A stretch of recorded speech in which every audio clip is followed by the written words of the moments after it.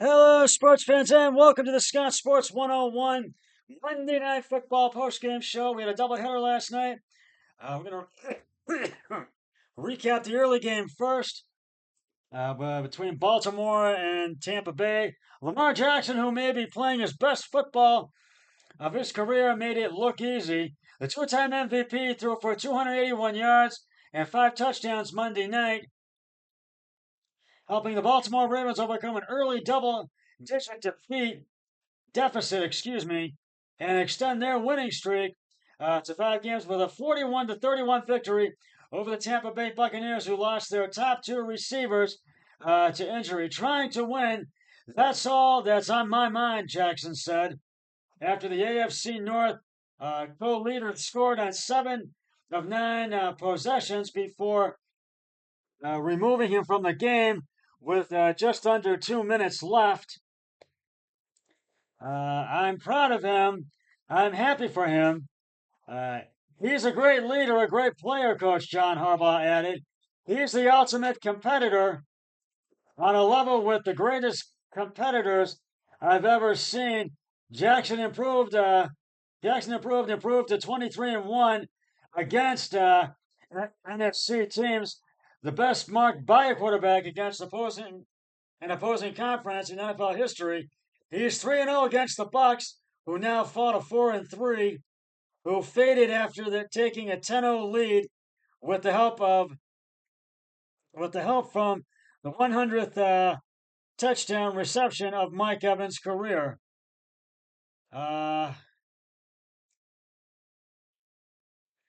Evans departed with a hamstring injury after Baker Mayfield tried to connect with him in the end zone again, and late in the fourth quarter, with the game out of reach, leading Bucks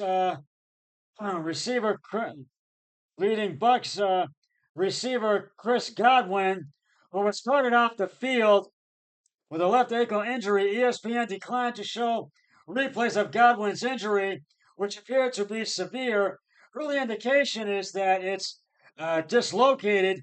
Doesn't look good, said Bucks coach Todd Bowles, who defended the decision to still have Godwin on the field in the closing minutes. He's the player we're trying to win the ball game. We're still down 10. We're trying to get extra points and kick another onside kick. It just happened, Bowles added. With Mike Evans going down, we didn't have that many receivers left as it was, so we play what we got. Jackson completed 17 of 22 passes without an interception, including touchdown throws of 9 and 4 yards to Mark Andrews. He also tossed scoring passes of 49 yards to Rashad Bateman and 18 yards to Justice Hill and 11 yards to Derrick Henry, who rushed for 169 yards on 15 carries. Bateman had 4 catches for 121 yards. The Ravens, who are 5-2, rebounded from a slow start on defense with quarterback Marlon Humphrey, turning the game around with a pair of second quarter interceptions, one of them in the Baltimore end zone. Jackson led a 4-play, 80-yard TD drive after the first pick, and the second interception set up Justin Tucker's 28-yard field goal for a 17-10 halftime lead. It doesn't matter where or what. He's the ultimate competitor, Andrews said of Jackson. It's just play after play of this of making big time plays and helping this team win games. He does it better than anybody in the league. He lays it all out on the line every game. He's the best. He's the MVP. Mayfield finished 31 of 45, passing for 370 yards, 3 TDs, and 2 interceptions. Evans joined Hall of Famers Jerry Rice and Randy Moss Marvin Harrison, and Terrell Owens as the only players to have at least 100-yard TD receptions in the first 11 seasons of a career when he caught a 25-yard scoring pass in the first quarter. Evans, who missed 2 days of practice last week with what the Bucs described as a nagging hamstring issue, appeared to aggravate the injury on the scoring reception. Mayfield nearly connected with him in the end zone again in the second quarter, but this time the ball glanced off Evans' hands, and he and Ravens cornerback Brandon Stephens went to the ground. Evans remained on the turf for several minutes before being helped to his feet and limping to the locker room. He did not return. The Bucs played at home for the first time since Hurricane Milton and made landfall on Florida's Gulf Coast, causing extensive damage in the Tampa Bay area along the path it took across the state. The Bucs relocated ahead of the storm to New Orleans, where they practiced for 4 days before trouncing the Saints 51-7 last week. Well, 51-27 last week. The Ravens led the NFL with 1,476 rushing yards this season and have run for at least 150 in every game, with 243 on the ground Monday night. They became the fourth team since 1980 to begin a season with at least 1,400 yards in their first 7 games. The others are the 1984 Chicago Bears, 1,508, the 2006 Atlanta Falcons, 1,476, and the 2019 Ravens, 1,429. Henry's touchdown catch midway through the fourth quarter made it 41-18. Bucs scored twice in the closing minutes after a successful onside kick in the second time the Ravens have failed to recover an opponent's onside kick this season. Those late scores gave the Bucs a glimmer of hope that was quickly extinguished when Godwin was hurt while being tackled by Roquan Smith on a 21-yard catch with about a minute left. Now, Ravens Marlon Humphrey had a knee injury and departed after colliding with a teammate while making a second interception and did not return. Buccaneers Mike Evans TD catch was his only reception. Safety Tyke Smith has a concussion and left the second quarter and did not return. And the Ravens will be here in Cleveland this Sunday to take on the Browns. And after the look, I don't know, there's going to be a lot of questions surrounding the Cleveland Browns this week. Will they start DTR? Will they start Winston? Will they win another game? Will they bring in another quarterback? Will they bring in another wide receiver since trading Amari Cooper? Those are questions they're going to be pondering all week. And the Buccaneers will host the Atlanta Falcons in a battle for first place in the NFC South on Sunday. And right now, I got to give the game balls to the Baltimore Ravens. I got to give them to them. Lamar Jackson, 17 of 22 carries and attempts, passing yards, 281 yards, 5 touchdowns. Derrick Henry, 15 attempts, 169 yards. That was rushing yards. Receiving yards, Rashad Bateman, 4 receptions, 121 yards, 1 touchdown. Baltimore goes to 5-2. Tampa Bay drops to 4-3. And now we are other Monday night game that we had last night. The later game, it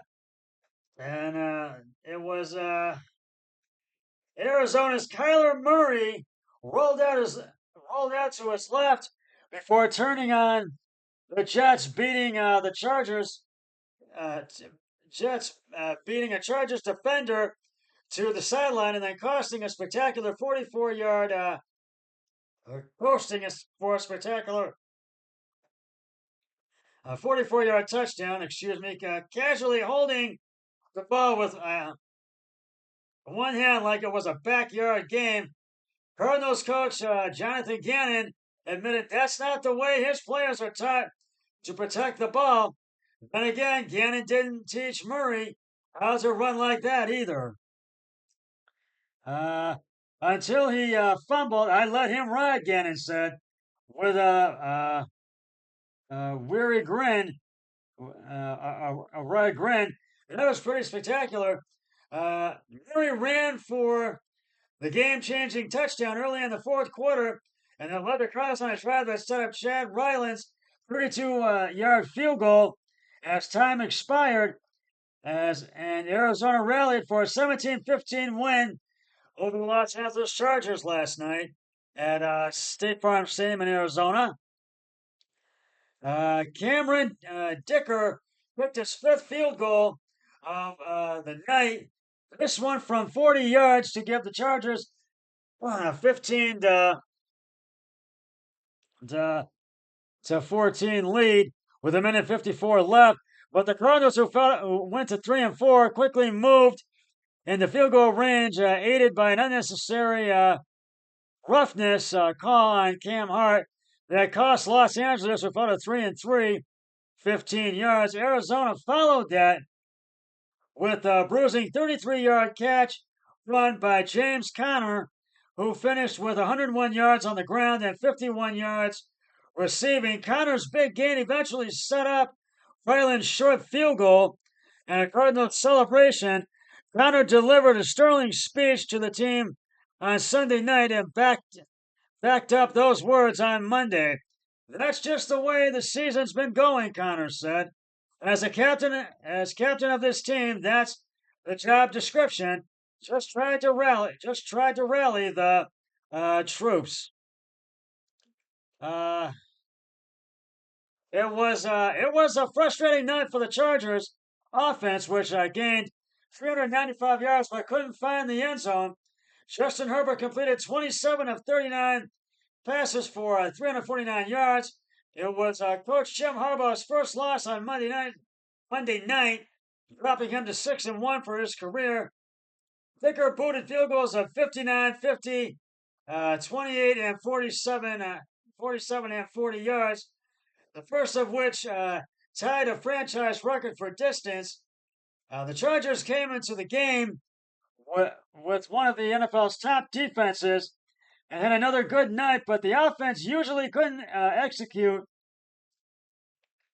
when it mattered most. Los Angeles has gone 16 consecutive offensive drives without a touchdown. I thought we did a lot of good things, but we've got to score points in the red zone, Herbert said. That's the biggest takeaway from tonight's game. We've got an amazing kicker, but we've got to do a better job for our defense and special teams. We've got to score points. Murray ran for his spectacular touchdown early in the fourth quarter for the 14-9 lead, and it was Murray's second long touchdown run in 3 weeks after he scored a 50-yard on a 50-yard sprint against San Francisco. It's a good feeling just putting the ball in the end zone, Murray said. We wish we could have done that more tonight, but a win's a win. It was also Murray's 20th career game with a touchdown pass and run. Murray completed 14 of 26 passes for 145 yards and 1 touchdown and 1 interception. Dicker's 28-yarder late in the third quarter gave the Chargers a 9-7 lead. Los Angeles gained possession after stopping Cardinals backup quarterback Clayton Tune on a 3rd and 1 and 4th and 1. The Cardinals sometimes use Tune in short yardage situation because he's bigger than Murray. Arizona scored on a 5-yard touchdown pass from Murray to Greg Dortch in the second quarter to take a 7-6 lead into halftime. It was Dortch's first touchdown catch of the season. Dicker, who made 2 field goals in the first half for the Chargers, including the 59-yarder That was the longest kick of Ticker's career after he previously made two from 55 yards. Los Angeles fumbled away a pair of great opportunities early in the first quarter. On Arizona's opening drive, Murray had a pass deflected by Kayali Mack and intercepted by T.R. Tate. The 304-pound defensive lineman started running downfield but was stripped from behind by Connor before Arizona's Michael Wilson grabbed the fumble. Then on the Chargers' first drive, Herbert hit Jalen Rieger for a 42-yard gain, but Arizona's Sterling Thomas tripped Rieger and the ball bounced into the end zone for a touchback. It was a game of a lot of near misses and close calls. Our boss said both teams played well, and came down to a lot of details, not just one play. Chargers offensive lineman Joey Bauza had a hip injury, and tight end Hayden Hurst has a groin injury. Were inactive. Cardinals cornerback Sean Murphy Bunting had a neck injury and left in the first half. Linebacker Dennis Gardick had a knee injury and left in the third quarter. And the Chargers will have to regroup to try to get another win and go to even up their record at 4-4. They play host to New Orleans on Sunday at SoFi Stadium in Inglewood, California, and the Cardinals would try to even up their record at 4-4. If they play as they go to Miami and take on the Dolphins. And actually, if they want to go to 4-3, the Chargers, excuse me, they will play us in New Orleans. They're going to try to even up, go to 4-3. The Cardinals are going to try to even up their record at 4-4. Excuse me, as they play Miami in Miami. But right now, I've got to give the game balls to the Cardinals. Kyler Murray, 14 of 26 carries and attempts, 145 yards, one touchdown, one interception. It's James Conner, and rushing yards, 19 attempts, 101 yards, and he also gets it for receiving yards, 2 receptions, 51 yards. So Arizona goes to 3-4. The Chargers fall to 3-3.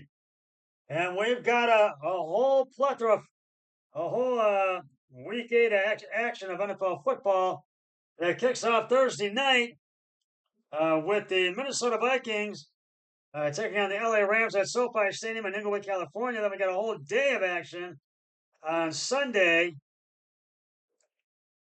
The Ravens are in Cleveland to take on the Browns at Huntington Bank Field. The Tennessee Titans are at Ford Field, Detroit to take on the Lions. The Indianapolis Colts are in NRG Stadium in Houston to take on the Texans. The Green Bay Packers are at Everbank Field in Jacksonville to take on the Jaguars. The Arizona Cardinals are at Hard Rock Stadium in Miami to take on the Dolphins. The Jets are in Foxborough at Gillette Stadium to take on New England. The Atlanta Falcons are at Raymond James Stadium in Tampa Bay to take on Baker Mayfield and the Bucs in the battle for first place in the NFC South. The Philadelphia Eagles are at Paycor Stadium in Cincinnati to take on the Bengals. And that rounds out the early games. The late afternoon games, the 4 o'clock games. We got 5 of them, beginning with the New Orleans Saints are at SoFi Stadium in Inglewood, California to take on the Los Angeles Chargers. The Buffalo Bills are at Lumen Field in Seattle to take on the Seahawks.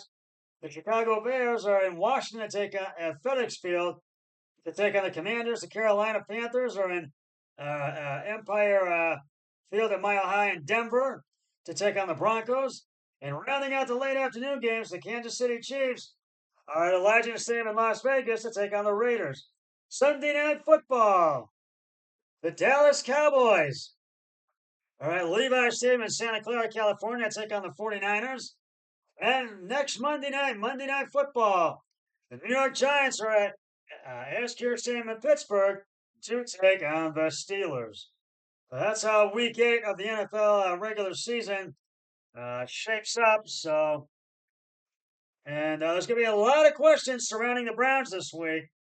Will they win another game, as I mentioned, and who will start at quarterback. So I'll keep you posted on that. And the NBA regular season gets underway. Probably has already gotten underway, but the Cavs start their NBA season tomorrow against the Toronto Raptors. That's Scotiabank Arena in Toronto. So stay tuned for that.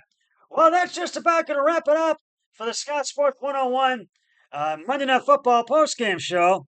I'll be back with the Scott Sports 101 Thursday Night Football postgame show before the Vikings Rams game and the postgame show after that once it's concluded. But until then, always remember, be a team player each and every day and every way possible. So long, everybody. 3, 2, 1. I'm done.